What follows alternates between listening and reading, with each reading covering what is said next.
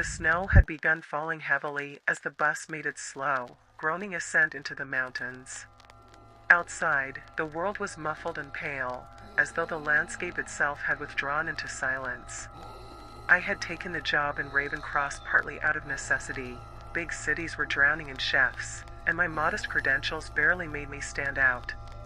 The offer had arrived on a thin sheet of paper, the kind you'd expect from an old boarding school, with neat cursive and an embossed crest at the top.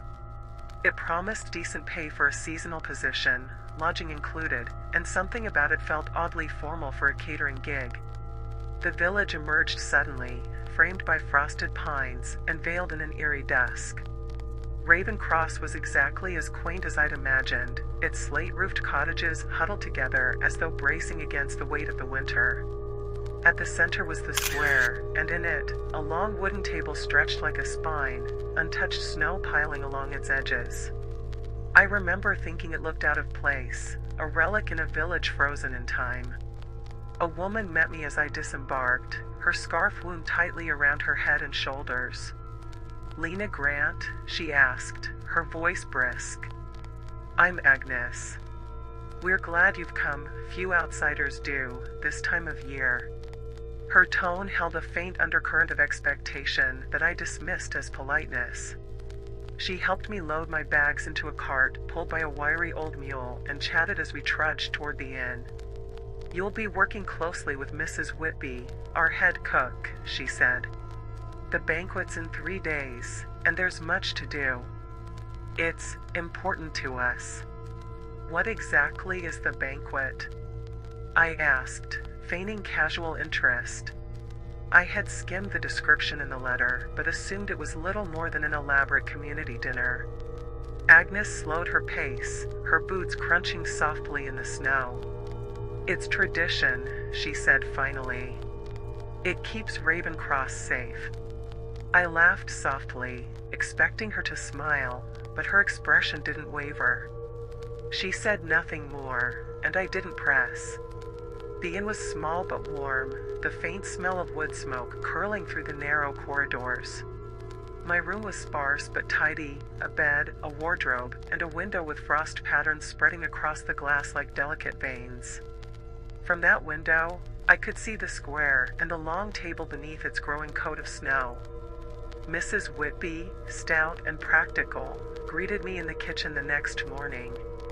She handed me a list of ingredients and recipes and set me to work without much fanfare.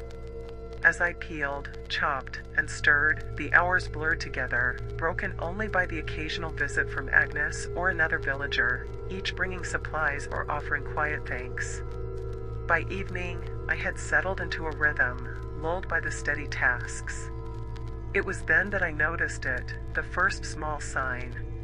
A faint streak of crimson smudged against the frost on the window pane above the sink. I frowned, wiping my hands on my apron before leaning closer. It wasn't the vivid red of something fresh, but a duller, older hue, as if it had been there for some time. "Must have been from carrying the meat," I muttered aloud, though I hadn't seen anyone bring raw cuts through the kitchen. Dismissing the thought, I returned to my work, but unease coiled at the back of my mind, growing heavier as the evening wore on. That night, I couldn't sleep. The bed was comfortable enough, and yet rest eluded me. Outside, the village was eerily still. The long table in the square stood stark against the snow, its shadow stretching toward my window like a black thread. As I watched, I thought I saw movement, something fleeting, just at the edge of my vision. When I blinked, it was gone. I woke early on the morning of the banquet, the pale winter sun struggling to pierce the dense fog that clung stubbornly to the village. Ravencross had transformed overnight. The square bustled with villagers hauling crates of provisions, arranging tables, and stringing garlands of holly and pine. It should have felt festive, but the effort seemed hurried, almost frantic, as if driven by an urgency I couldn't quite place. Mrs. Grayson, my employer and the owner of the Modest Inn where I stayed, bustled into the kitchen as I prepared trays of pastries. Her face was drawn, her eyes shadowed by restless nights. Lena, she said abruptly, her voice sharper than usual, be sure you've everything ready by sundown. No delays. Of course, I replied, though the tension in her tone sent a ripple of unease through me. Is it always this hectic? She hesitated, her lips tightening. It's tradition, she said finally, avoiding my gaze. We honor it. That's all that matters. It was hardly an answer, but before I could press further, she disappeared out the door, leaving me alone with the flickering firelight and the rhythmic scrape of my knife against the cutting board. As the hours wore on, the festive bustle outside began to dwindle, replaced by an eerie silence. By mid-afternoon, the tables were set, the garlands hung, and the villagers retreated indoors, closing shutters and locking doors. Only the long banquet table in the square remained, draped in a white cloth that rippled faintly in the icy breeze. It wasn't until dusk that I noticed the footprints. They began at the edge of the forest, faint at first, but growing more distinct as they neared the village square. The snow was freshly fallen, unspoiled by human activity, except for these peculiar tracks. They were too large to belong to a person, and the shape was wrong, elongated with a clawed edge, as if something had dragged itself from the woods. I stepped closer, my breath visible in the cold, and crouched to inspect them. The snow at the edges of the tracks was tinged with a faint red smear, a stark contrast to the pristine white. A chill, one not born of the winter air, settled over me. Lena. Mrs. Grayson's voice startled me, and I turned to see her standing at the door of the inn, her expression grave. Come inside. Now.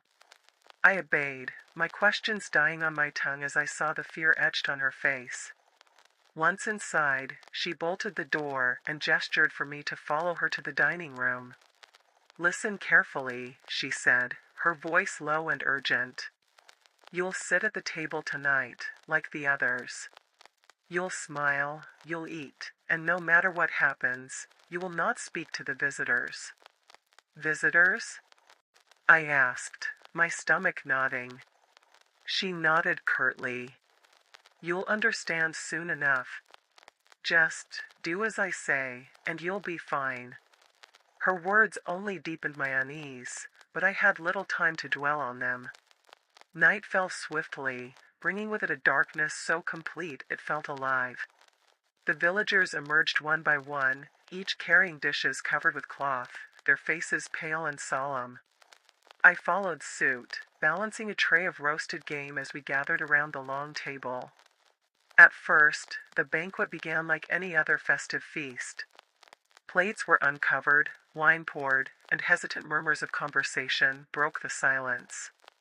Yet there was a tension in the air, a collective unease that no one dared to address. And then, he arrived. The figure emerged from the shadows at the edge of the square, moving with an unsettling grace. He was tall, his frame obscured by a cloak of deep crimson that shimmered faintly under the flickering lantern light. His face was obscured, but the air around him seemed to thrum with an unnatural energy. He carried a silver platter, the contents hidden beneath an ornate dome. As he approached, the villagers fell silent, their gazes fixed on their plates. No one acknowledged his presence, though the tension in their rigid postures was palpable. He set the platter at the head of the table, then took a seat without invitation. Moments later, more figures emerged. They came from the same direction, their shapes barely discernible in the dim light. Each moved with the same unnatural, puppet-like gait, their heads tilting at odd angles as they took their places at the table. I couldn't breathe. I couldn't move. My hands trembled in my lap as I stared at my untouched plate. The visitors, if one could call them that, did not eat. Instead, they sat motionless, their faces obscured by hoods or shadows. And then, one of them turned to me.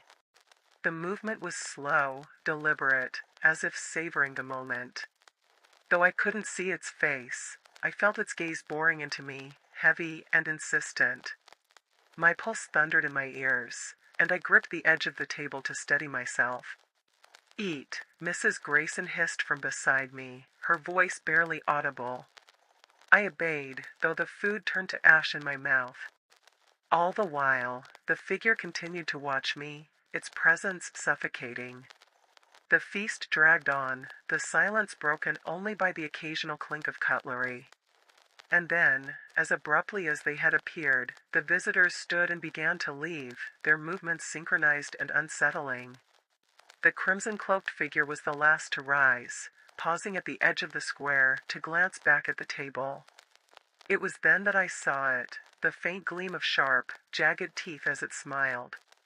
The villagers remained seated until the last shadow disappeared into the forest. Only then did they begin to move, their relief palpable but unspoken. As we cleared the table in silence, I couldn't shake the feeling that the evening's horror was far from over. And when I returned to my room, I found a single red cloth draped across my bed, its surface damp with something dark and sticky. That night, sleep eluded me.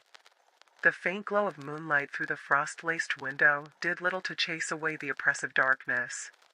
My thoughts churned, replaying the events of the banquet, the crimson figure, the silent visitors, and that grotesque smile that lingered like a scar in my memory. The red cloth left on my bed was now folded neatly on the dresser, but its presence felt intrusive, as though it had a life of its own. I didn't dare touch it again. My fingers still felt unclean from the sticky residue it left behind. A sound broke the silence, faint but unmistakable, a crunch of snow just outside the inn. I froze, straining to listen. Another crunch followed, closer this time, deliberate and heavy. I moved to the window, careful to keep to the shadows, and peered out. At first, I saw nothing but the undisturbed snow blanketing the village square. Then, near the edge of the forest, something moved. A figure, barely discernible in the moonlight, stood motionless at the tree-lean. It was tall, impossibly so, with limbs that seemed to stretch unnaturally in the pale light. My breath hitched as the figure began to move, gliding across the snow toward the square. It wasn't walking. Its movements were too fluid, too smooth, like a shadow untethered from its source. I backed away from the window, my heart pounding so loudly I was certain it would give me away. Suddenly, a knock echoed through the silence. 3 sharp raps against my door. I turned, my throat tight with fear. "Who's there?" I whispered, though I already knew no good would come of the answer. The knock came again, louder this time. My hand trembled as I reached for the door handle, a part of me screaming to stop. But before I could touch it, the door creaked open on its own, revealing nothing but the empty hallway beyond. I stepped back, my pulse racing, and that's when I saw it. The red cloth was no longer on the dresser. It was on the floor now, spread out as if laid there deliberately. At its center was a single object, a small, old-fashioned bell, tarnished and rusted. The sound of faint jingling filled the air, though I hadn't touched the bell. It grew louder, more insistent, and with it came a smell, a pungent, metallic odor that made my stomach churn. The jingling became a cacophony, deafening and disorienting, and then it stopped. I blinked, and the room was silent once more. The bell was gone. I didn't sleep that night. I sat by the window, my eyes fixed on the square below, waiting for dawn. When the first rays of sunlight broke through the fog, I ventured downstairs. The inn was eerily quiet, as though the building itself held its breath. Mrs. Grayson was in the kitchen, her back to me as she scrubbed at a stain on the countertop with frantic, desperate movements. "Mrs. Grayson," I said softly. She turned, and I recoiled at the sight of her.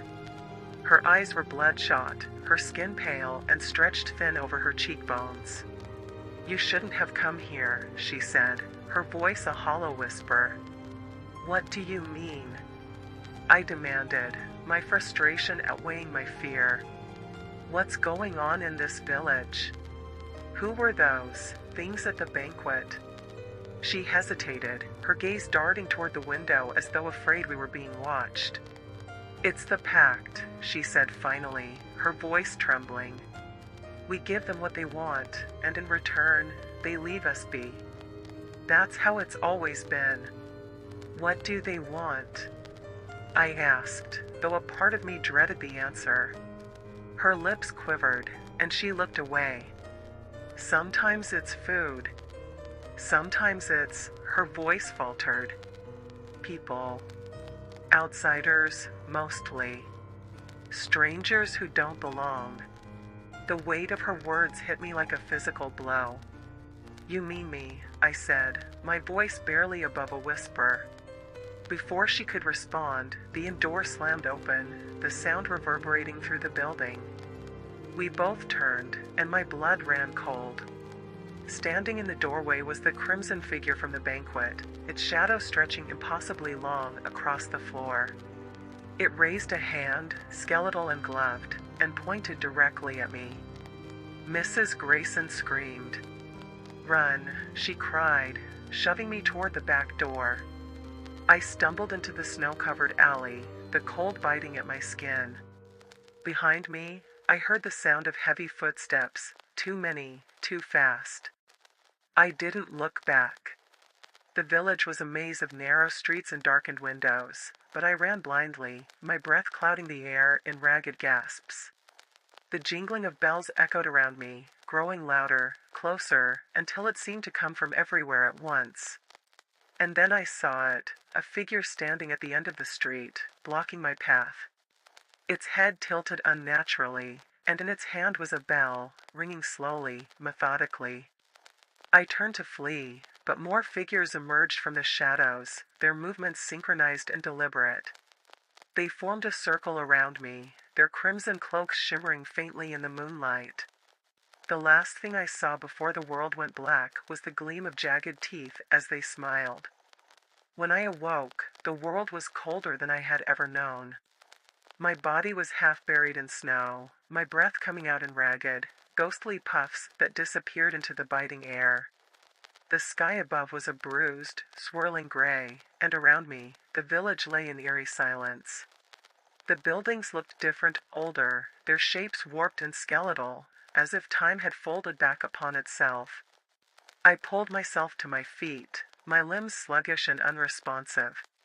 The snow crunched underfoot as I staggered forward, disoriented.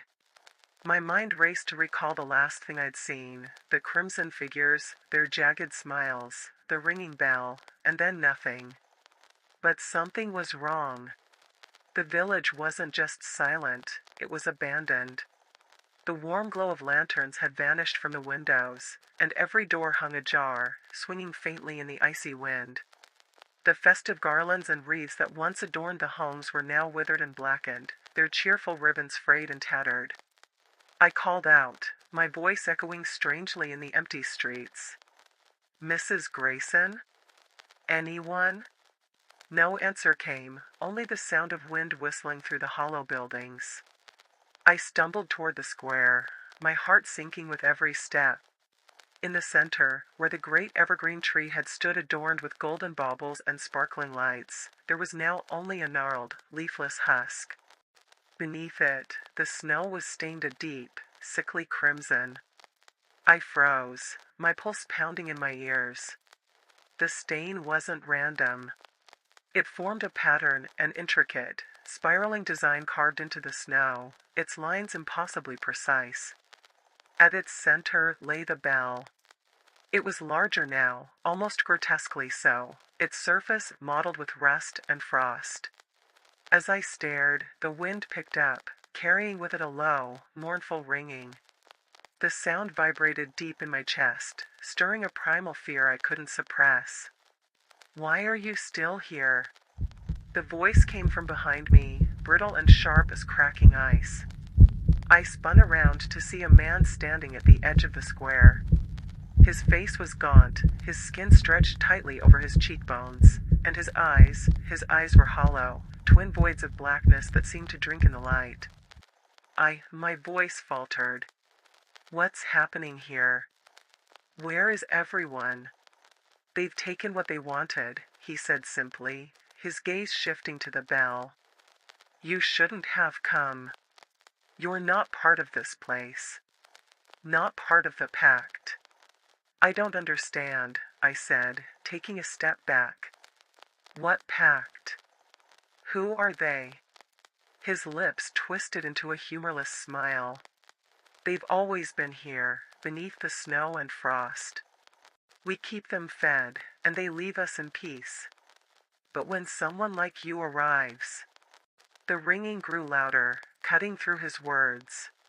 His expression twisted into one of fear, and he glanced toward the tree. It's too late now.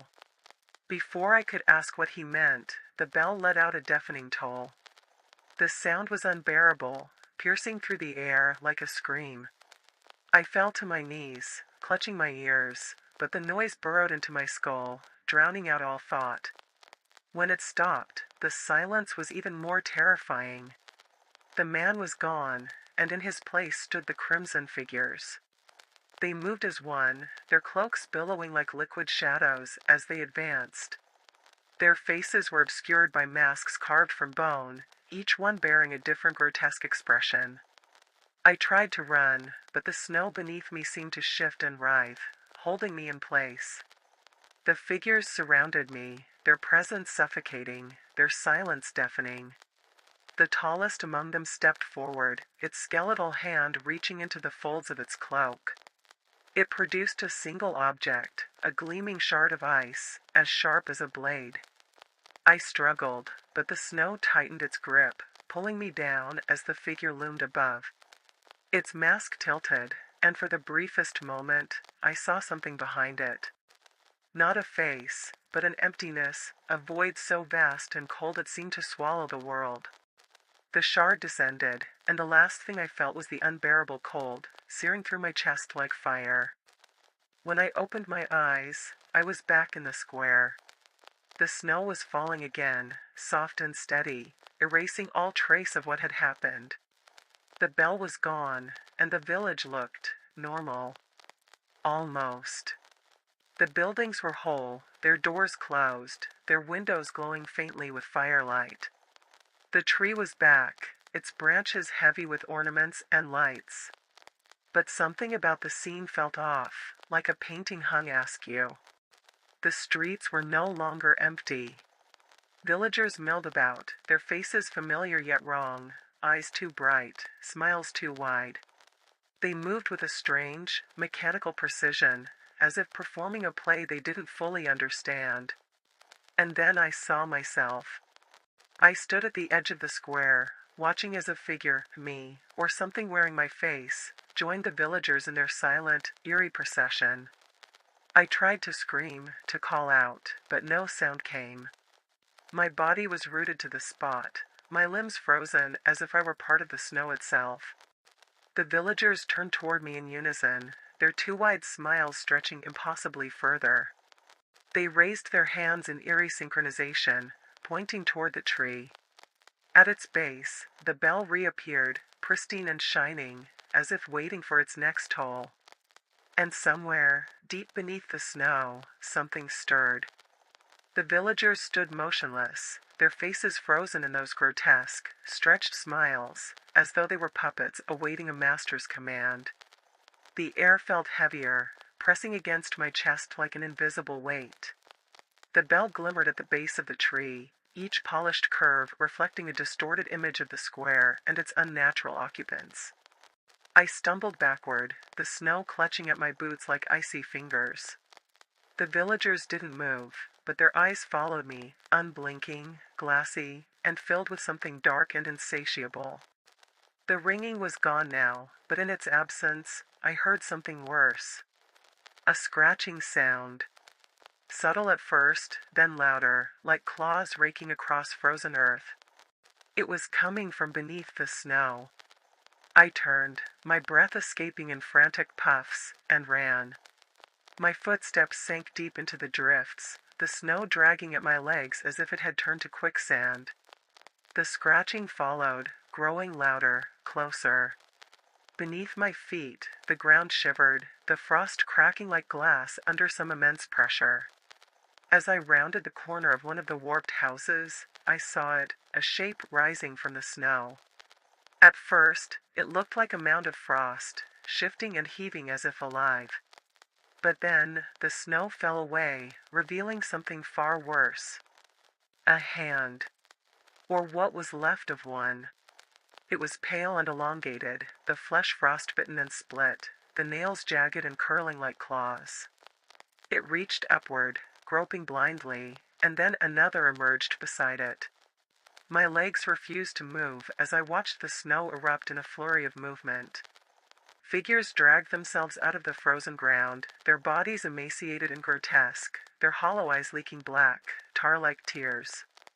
Their mouths opened in unison, letting out a sound that wasn't a scream but something deeper, a guttural wail that reverberated in my bones.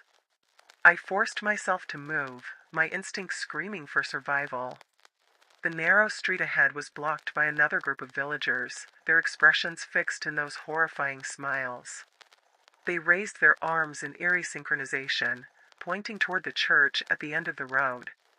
The church. Of course. It had stood silent and foreboding since I arrived, its dark spire piercing the sky like a jagged claw. Something told me I had no choice. I sprinted toward it, dodging the villagers and the rising horrors clawing their way out of the snow.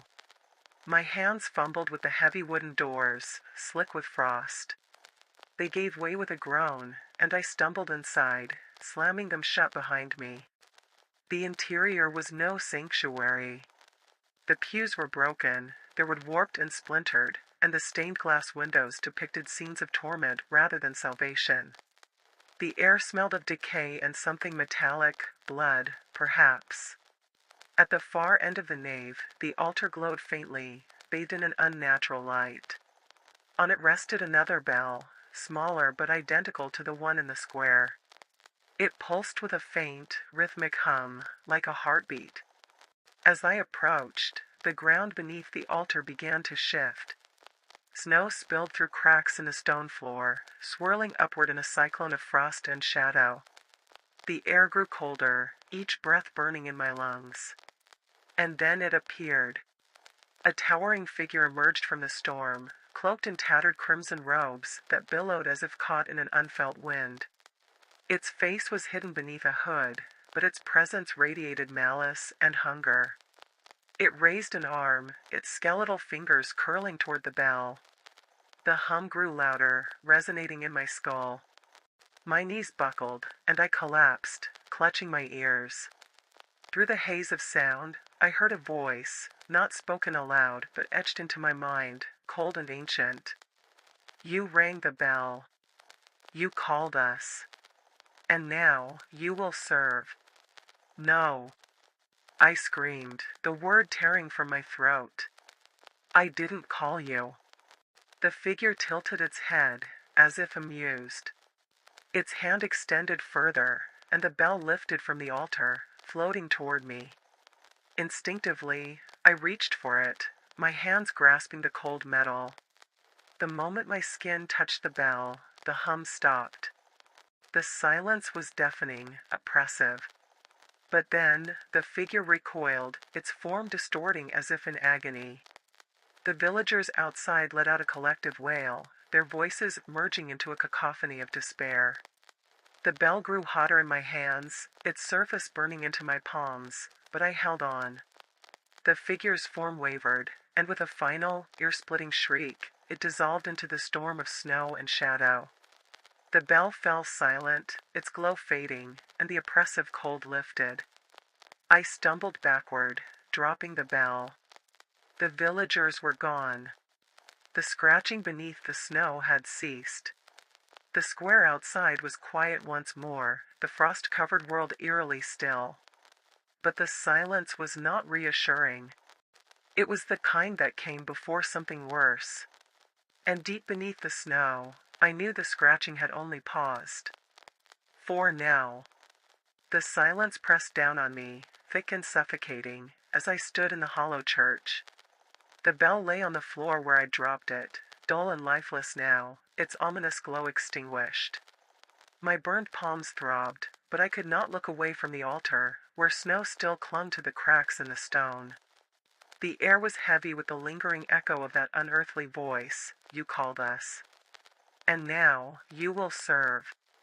I should have felt relief, but something about the stillness was worse than the chaos. The villagers were gone, the shadows retreating to wherever they'd come from, but their absence felt temporary. The church seemed to breathe around me, its warped walls creaking and groaning, as if alive. I turned, intent on leaving this cursed place, but as I stepped toward the door, I noticed something. On the far wall, beneath the largest stained glass window, a wooden plaque was fixed to the crumbling stone. It was covered in frost, but the faint flicker of candlelight from the altar revealed carved letters beneath. Drawn by some compulsion I couldn't name, I approached it. My fingers trembled as I wiped away the frost, revealing the inscription beneath. "On this night of holy silence, the bell shall toll for the one who listens, the one who stays." My breath hitched. The words burned into my mind like a brand. The one who stays. A sudden gust of wind blew through the church, extinguishing the candles, and plunging the space into darkness. I spun around, my pulse roaring in my ears, but I saw nothing. Only the faint outlines of the pews and the altar, illuminated by the moonlight filtering through the stained glass. Then the sound returned, the faint, insistent scratching from beneath the floor. My knees locked as the realization dawned. I hadn't ended it. I'd only delayed it. I backed toward the door, my hands fumbling for the iron handles. But the doors wouldn't budge. The scratching grew louder, closer, and now it was joined by another sound, the faint tinkling of a bell, faint but unmistakable. The bell on the floor began to glow again, its light cold and sickly. It trembled, vibrating as though something unseen was trying to reach it. My hands flew to my ears as the hum returned, deeper and more resonant this time, shaking the very foundations of the church. Then the shadows came. They poured from the cracks in the floor, coiling and writhing like living things, their edges sharp and jagged. The temperature plummeted, and my breath turned to frost in the air. The shadows surrounded the bell, lifting it gently, reverently. And then I saw them. The villagers. They were back, but no longer human. Their faces were blank, their eyes dark voids that seemed to pull at the edges of my soul. They floated toward me, their movements slow and deliberate, their smiles gone, replaced by an emptiness that was somehow worse. "Leave me alone," I shouted, but my voice sounded hollow, swallowed by the vast emptiness of the church. The bell rose higher, its light intensifying, and the villagers stopped. They formed a circle around me, their empty eyes fixed on the glowing object. The bell's hum became a toll, deep and resonant, vibrating through the marrow of my bones. The sound was relentless, a summons that could not be ignored. And then I understood. The bell had chosen me. The inscription on the plaque was no warning, it was a prophecy. The one who stays. I was the one who had heard its call, who had rung it in the square. The villagers were not victims, they were servants. And now, so was I. The shadows coiled around my legs, pulling me toward the altar. I fought, digging my heels into the stone, but the force was too strong. My screams echoed through the empty church, swallowed by the tolling of the bell. As I was dragged toward the glowing object, the villagers began to chant, their hollow voices rising in a chilling hymn. "The bell shall toll, the servant shall rise, and the snow shall never cease." The last thing I saw was the bell, burning with an unholy light, as the shadows consumed me. When I awoke, the square was silent again. The snow fell gently, covering the ground in a pristine, undisturbed blanket. The tree in the center sparkled with frost, its ornaments glinting in the pale light of dawn. But something was wrong. I looked down at my hands. They were no longer mine, thin, frostbitten, with nails jagged and curling like claws. My reflection in a shard of broken glass showed a face I didn't recognize, pale and hollow, my eyes black as coal. The bell rested in my hands, its surface warm against my icy skin. And I knew what I had to do. The villagers were waiting. Their frozen smiles greeted me as I stepped into the square, the bell in my grasp. And as the first toll rang out, the snow began to fall heavier, blanketing the world in endless winter.